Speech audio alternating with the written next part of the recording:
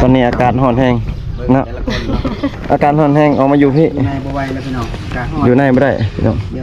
นะ ตัวไหนเย็นอ่ะตัวเย็น ออกมาอยู่นอกพี่น้องไปเดี๋ยวลงตารางนำกันเดี๋ยวทีมงานชิลงไปอยู่ตารางอีกพี่น้องเพราะว่ามันร้อนแห้งพี่น้องเว้ยบ่ไหวทีมงานจะได้ลงอยู่ตารางแล้วก็ถ้าพี่น้องเอาลงบึดหนึ่งลงถ่ายเพิ่นได้น้องบุญเลย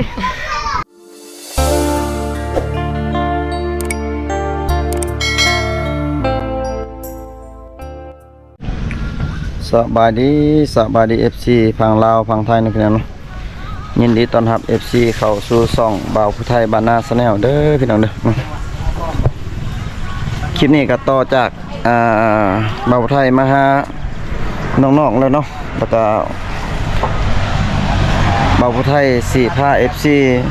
ไปเบิ่งสาวซีแล้วก็สาวบุญเนาะสาวพลอยเพิ่นสิแต่งอยู่ครัวกินให้ทีมงานบ่าวผู้ไทยกินเนาะพี่น้องเนาะเป็นจังไดก็ไปติดตามมาชมกันพี่น้องเนาะว่าน้องเพิ่นสิเฮ็ดหยังสู่ทีมงานกินเนาะพี่น้องเนาะอันนี้ก็เป็นเพื่อนของสาวซีเนาะพี่น้องเนาะโอ้พี่น้อง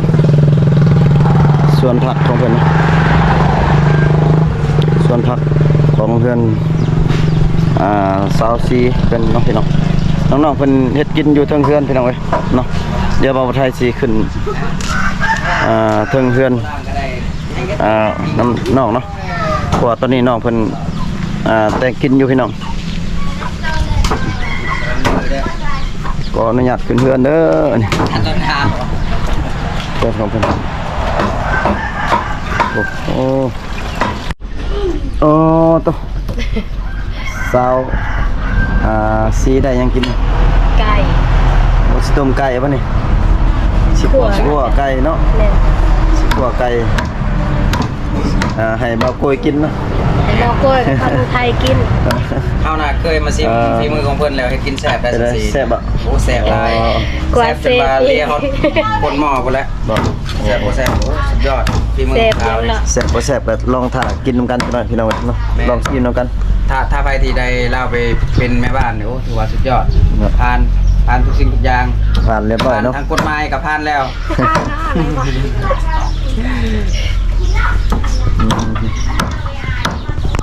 ลืมบ้านเลยบ่ว่าคนงามๆเลยบ้านยังก่อนนี่ลืมทำบ้านได้นี่อะไรน้อยอะไรน้อยโอ้บ้านอะไรน้อยนะอะไรน้อยจื้อเซยไว้สาวบุญก็อะไรน้อยกันเนาะบ้านเดียวกันคนบ้านเดียวกันมีแต่สาวโสดที่นี่โสดยังโสดอยู่โสดคือโสดจนแท้อยากมีผู้บ่าวบ่อยากมีแล้วแต่บ่มีไผมามักมีไผมักเนาะนี่เด้สมคนนี่ก็มักอยู่โสดเกินนี่โสดมักก็ดีแล้วโสดเบิดบ่อยากหาทางอื่นแล้วได้จังได๋บ่าวไทยจังได๋24วันดีได้กันจำนักนะได้ก็ได้นะครับนั่นให้ได้แม่นแต่ว่าเนาะสบายดีเด้อสบายดีเนาะสบายดีอีกเทื่อนึงเนาะโอ้ตาราง3คนนี่ใครงามกว่าฮะเอ้างามบ่งามเบิดนี่เลยงามเบิดบ่งามเบิด3เลยให้เลือกด้วยจักคนนึงเลือกก็เลือกเบิดนั่นแหละ1เบิดเลยเลือกไผใจกันเจ็บบ่แบบตัดไผออกจากใจบ่ได้เนาะเอาเบิด3เลยอยู่ในใจเบิดเอาเบอร์3ก็เอาแบ่งให้คอยเด้อบ่ผู้นึงนะให้คอยในที่ผู้นึงนะผู้ใดก็ได้หรือว่าสิเอาเมื่อผู้ใดบ่เป็น FC ยัน FC เพิ่นจองมาเลยเว้อโอ้ FC ว่าวะ FC อยากเอาคนใดเนาะมาคนใดก็ยัน FC เพิ่นจองมาคอมเมนต์มาโหลดเนาะคอมเมนต์แล้วก็ทักหามาโหลดเพราะว่ามี2ทางติดต่ออยู่เนาะทักมาบ่เคยเดี๋ยวบ่เคยสิขอเฟซขอไลน์ให้แล้วก็ไปคุยกันเองเด้อหลังจากที่คุยกันเองนะบุกเกี่ยวกับคอยเด้อเจ้าคุยกันแบบแรกอะแล้วแต่เนาะครับได้กันมักก็ได้ผักบอกเนาะกันกับบ่ถึงกันกับอันนี้คอยกับบุกนำเนาะคุยถึงกันกับยินดีนำถ้าคุยบ่เข้าใจกันกับบ่รู้กันแหละต้องขอโทษขอไปนำเนาะเอาก็มีแต่ไม่ได้เฟซเอาก็เอาเฟซให้แล้วเนาะน้องๆมันกินตัดคุยจบก็ดีตอดแล้วมั้ง เวลาตอบนะเนาะรอซีมือของน้องออกไกลอีกเนาะ มังกังตอน สิแกงใช่น้องบุญก็เฮ็ดเป็นอยู่ติ เป็นอยู่เนาะเคยเฮ็ดให้แบบให้คนมาลินอยู่เพื่อนกินอยู่บ่เคยเฮ็ดอยู่เนาะแต่ว่าแสดงว่าแต่ละคนนี่เฮ็ดกินเป็นเบิดเนาะพี่น้องถ้าลองชิมสีมือจังนั้นพี่น้องแซ่บหรือบ่แซ่บไปลุ้นนํกันพี่น้อง ได้ละ มีการดมเผ็ด อ๋อพี่น้อง ว่ามันเผ็ดหรือบ่ กำลังดังไฟ ต้องเลียเบิ่งว่ามันเผ็ดหรือบ่เผ็ดนะ มืดเนาะ ดีกว่าเตียไปสิอ่ะ ถนนกลางเว้นก็ยังมืด โว้ย ตามอีกบ่ สาวซีเพิ่น ปิด กำ มา ลัง นี่นะเด้อ เฮ็ด ซาซีซาวคุณปิดมาทางนี้นะให้กระเจ้าเห็นหน้าเห็นตาเนี่ยเนาะ มืด มืดบ่ เฮือนสาวบุญมานี่เฮือนสาวซีบ่ พลอย อ้อย แค่เปรียวเนี่ย เฮือนสาวพลอยนั่นนะเฮือนสาวซีเด้อซะ ซาซีอยู่คุณเงินละ อ๋อ เอามาพี่นะอันน่ะนี่เอาออกมาตามอยู่พี่อยู่นั่นเพิ่นคิดว่าชอบใครแหละชาวอันนี้ชาวพลอยนี่คือกันได้ไว้เบิ่งเอาสามสาวโสดนะทุกคน น้องจะยังน้องล้างมือบ่น้องก็จะได้อยู่บ่ผู้บ่าวไทย เช็คได้เลย ได้เนาะแต่ว่ายังบ่มีผู้บ่าวมาจีบจักเทื่อเนาะ หนึ่ง เป็นน้องเข้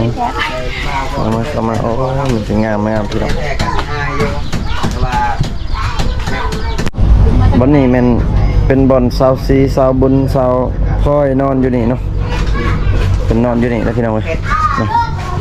อันนี้ตามมาเผ็ด เป็นสินอนอยู่นี่ นาทีไป สามสาว มาบอย สาวบ้านนี่นะมีแต่คนงามๆแต่ว่ามีแต่คนสวย สลามปิ้น คอยๆหน่อยเด้อตามใจเขาไปทำได้โอ้ยตามมากินกับคนงามเนาะตามเช็ดงาม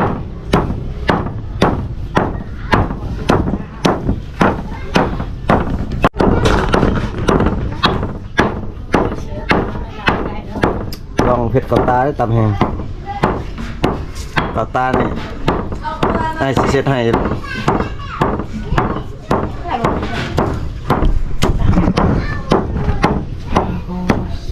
นั้นคือว่า สลามปิ้นเลยให้สลามปิ้น อ๋อหอนนี่ลึกเลยไว้ดอกสนองอบเป็นใส่เสื้อมัน แกะแม่จ้าเดี๋ยวเอาไปไว้เลย ฮอน หอนปะ ฮอน เซ็กซี่งามพี่น้องงามแฮงพี่น้องนอนนี่บ่นอนกันอยู่นี่บ่ นอน นี่ผู้บ่าวขึ้นมานอนลมอยู่บ่ ผมมี มีเลย เงียบไม่มีใครมา เงียบปิดเนาะ เยอะไปเลย จนว่าหอนแห้งพี่น้องมันได้ออกมานอกมืดพี่น้องกล่องมืดเนาะมุมมืด โอ้ลมมา ลมมาเย็นดีพี่น้องเสาสีเป็นหนักมากสุดเลยมันอยู่นอกกันหอนพี่น้อง อยู่ในห้องทอดมือกอง หอนแห้งมาเท่าไรเนาะ เอา เอาส้ม แกะ เนาะเป็นไง ตอนนี้อากาศหอนแห้ง เบิ่ง เนาะ แต่ละคนเนาะ อาการหอนแห้งออกมาอยู่พี่ อยู่ในบ่ไหวแล้วพี่น้องกะฮอด อยู่ในไม่ได้พี่น้อง เดี๋ยวเอาไป นะ ตัวไหนเย็นมาตัวเย็น เพราะว่าอยู่นี่บ่ไหว ออกมาอยู่นอกพี่น้อง ไปเดี๋ยวลงตารางนำกัน เดี๋ยวทีมงานชิลงไปอยู่ตารางอีกพี่น้องเพราะว่ามันหอนแห้งพี่น้องเว้ยเพราะไว้ทีมงานจะได้ลงอยู่ตารางแล้วก็ถ้าพี่น้องเอาลงเบิดหนึ่งเนาะลงทายเพิ่นได้อน้องบุญ เลย ตอนนี้น้องๆเพิ่นก็ฮ้อนเนาะขึ้นไปคั่วไก่แต่ว่าอากาศฮ้อนน้องเพิ่นลงมากินกะแลมอีกพี่น้องลงมากินกะแลมพี่น้องเว้ยอากาศฮ้อนอยู่เทิงเฮือนบ่ได้พี่น้องเว้ย อยู่กันตารางนี้30อยู่ไปแล้วก็อยู่เทิงเฮือนบ่ได้ลงมา อยู่บนเตียงบนห่มเย็นพี่น้องอากาศร้อนแห้งพี่น้อง 30ได้นี่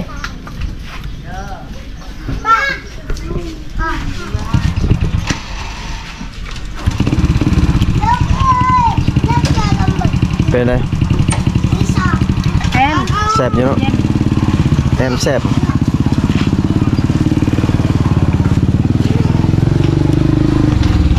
จะได้มื้อนี้กับบ้านนี้เป็นจังได๋ วันนี้มื้อนี้นะใครเนี่ย แม่กดใช้แบบไทยเลย ไม่ใช่ว่ากินแล้ว กินนำกันสาวให้ก็ต้องกินติเนาะ จะเอา เบิดน้ำใจเด้อยังไงก็บอกว่า ชื่อกระจาเสียแปะ คือกินได้แล้วอันไหนตัวน่ะไอ้กันนะฮะน่ะ เอาต่อมา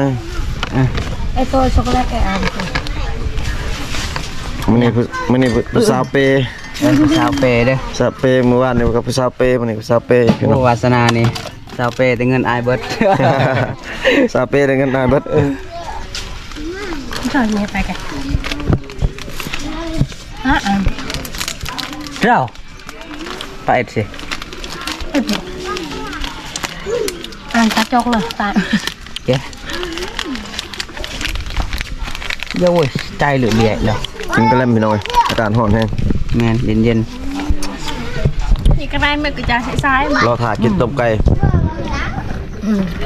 สวยเลยจอยเหรียญนี่แม่ยกเลย ๆห้องใจทางเดียดแล้วบ่ไอ้ลีเนาะ เนาะตอนนี้น้องเพิ่ อาน รมณ์ดีลีแล้วนะคือมืด ชุกแล้วบ่เนาะ สุกแล้ว อ๋อมื้อเนาะเฮือนครัวนี่เนาะมันอัพแห้ง แล้ว ชุกเลยพี่น้องเอ้ย ก็สิได้กินหรือว่าได้ซิมฝีมือของสาวซีอีกเทื่อนึงเนาะมาลองนำกันพี่น้องว่ารอบนี้นะสิเป็นจังไดแซ่บหรือบ่แซ่บกะเดี๋ยวสิได้มีคำตอบเนาะ รอบนี้มันสีเข้ม สิเข้มหน่อยนึงบ่หรือเข้มลาย เลย เข้มลายเลย แซ่บบ่แซ่บ โอ้ แซ่บบ่แซ่บสิลองมา เดี๋ยวมาเบิ่งตัวจริงเนาะทาซิมนำกันก่อนเนาะ ถ้าลองชิมก่อนพี่น้องเอ้ย บาวผู้ไทยมาแล้วซาวซีแบบเผ็ดแบบสูตรพิเศษเลยเนาะ สูตรพิเศษให้ แบบ ในบาวผู้ไทยเนาะ เอาแบบชุดพิเศษเลยให้บ่าวไทยกินเข้ม เข้ม ๆหมด มิลลี่แล้ววะ ลองกินอยู่ลมติบ่ฮ้อนบ่น้องยับเข้ามาไหม พ่อเลยบอลาอยู่ตลาด เป็นสิลงกินอยู่ตารางนะพี่น้อง ว่าอากาศ โอ้น้องไปเลยพี่น้อง ยังอยู่ช่วยเลย อ๋อพี่น้องสุดเลยซีมือ3ซาว สามซาเด้อเหมือนผู้เดียวคอยเฮ็ดได้นี่ ซีมือ3ซาวบ่นี่คือเดียว ซีซั่นของครัวไก่ในมื้อนี้ 3ซาวเลยเนาะ แซ่บบ่แซ่บบ่รู้ ซีมือ ก็จะมี จัด ป เล รุ ย งครบเนาะซิมเบิ่ง บ่ ซิ แซ่ ม บ เบิ่งลองซิมเบิ่งเด้อ แซ่บหรือบ่แซ่บก็ลองพี่น้อง ไฮบอย แห้งบ่อย เค็มจ้าแล้ว กินรสกินรส โอ้แซ่บเลยวะ ไฮบอยแม่น พอดีบ่ แฮม สีเข้มเนี่ยบ่แม่นหยังดอกที่เข้มน่ะ เดี๋ยวเฮ็ดใส่บ่าวไทย บ่ตอนมันดีตอนเราพักไก่ เออ บ่ดอย เบิ่งสิมือเข้มจะได้บ่ ธรรมดาได้อยู่ ไปอ่ะ เอาไปดีบ่ดิ พอดีแซ่บเนี่ย มันซาวไว้แฮกกัน เอิ้นดูตาคอย มันได้กินข้าว เอาดูสาบุญ มันจะเอากี อ้าวพี่โก้ซื่อๆเนาะโอ้ซาซีเอิ้นดูเรื่อง มั กัน น ก็กินข้าว กินข้าวนำกัน กัน เนาะ เด้อ จะเอากีซะเอ้ย ไม่ยัง ปีแล้ว มาทุกคนเนาะมากินข้าวนำกันเด้อ จะอิว กินข้าวนำผู้สาวเนี่ยเนาะ เอาพวกเลย อยู่ กินข้าว อยู่เที่ยงเนาะ เลยเยอะจ้าเยอะตะเรา มาพี่น้องมา อยู่เที่ยง กินข้าวกันเด้อ นี่แหละนี่ ข้าวกะไม่รักข้าวกะ ลุมต้นไม้เนาะอากาศเย็นๆเนาะฮะ ยอดข้าวกะตะบนยอดสลามเป็นเลย มาพี่น้ อั อง นหยาอ้าว จานเผ็ดอ่ะ ตะบนหยาก็จ่าเขาอ่ะไงจะเอ้ยดู มาทุกคนกินกัน กะให้ แม่ กะให้ที่จะไปสิจอดดาวชาววีของเราอันสไลด์ไปเลยเข้าเจอจ่า มาพี่น้อง กันเฮ็ดจ้ะช่วยเลยกะ เบิ่ง ช่วยกินช่วยเบิ้ลเยอะๆก็เตะละ เจาะได้เลยเจาะได้ เข้าไปจ้ะน่ะ มาพี่น้องมา จ้า เอาแล้วละ จ่าเอาหายมานั่งกันยอนออกเลยจ่า มาพี่น้องมา ขาจ่าได้แต่อะไรสบายจ่าจ้ามาจ่าเบิ้ลเลยตายหมดเลย ใส่อันนั้นบ่ใส่ศพมา บ่ศพเนาะก็ไปบ่ศพเลยบัญญัติเวลาเป็นเมียก็เก๋คันหยะเลยแกใครบ่เคยกล้าขี้บ่เล่นจ้ะ หลังจากให้กินแล้วเพิ่นก็จมบ่แซ่บ เฮ้ยจมไก่อร่อยใช่ปะ อร่อย ฮะ บ่แซ่บของคุณ บ่แซ่บ บ่แซ่บบ่น้องบุญแซ่บหรือบ่แซ่บ กินกันก่อน แซ่บ แซ่บเนาะ แซ่บไปว่าบ่แซ่บ เนาะแซ่บเนาะ เฮ็ดเองก็ว่าแซ่บเองเลยนะ แม่น อันว่าบ่แซ่บก็บ่ม่วนละกินเนาะ เนาะแม่น ก็ต้องบ่แซ่บไปก่อน แซ่บพี่น้อง ไปก็จ้าสมัยอ่ะก็เก่งก่อนเจ๋งบ่ กำลังกินกำลังเทียมกันอยู่เนาะว่าเฮ็ดจังไดดี สุกแล้วมันแซ่บนั่น สุกแล้วเนาะแซ่บ จางยังจะว่า ดังนี้ จางหัวใจ แม่นพอใจ แต่เอาหัวใจลงไปนำนี่คือสิบ่จาง มัน เลย น้ำจ้ะ กินต้มอบไก่พี่น้องเพิ่นอบไก่สุกินเนาะ เอาไก่อยู่เที่ยง ดอกเบี้ยก็ได้มันยังกระหาย เชื่อป่ะ คายอันละช่างเลย ไก่ ก็อย่างนี้เลย ไก่เวียดบัดนี้แล้วไก่เวียด อย่างไป คล้ายกันว่าเฮาเฮ็ดบ่น่ากะเลยนี่มันเป็นมันนี่เด้อ ครับเน็ต ข้าวว่านอกอะลิมาพี่น้องมา ก็ค่ะจ้า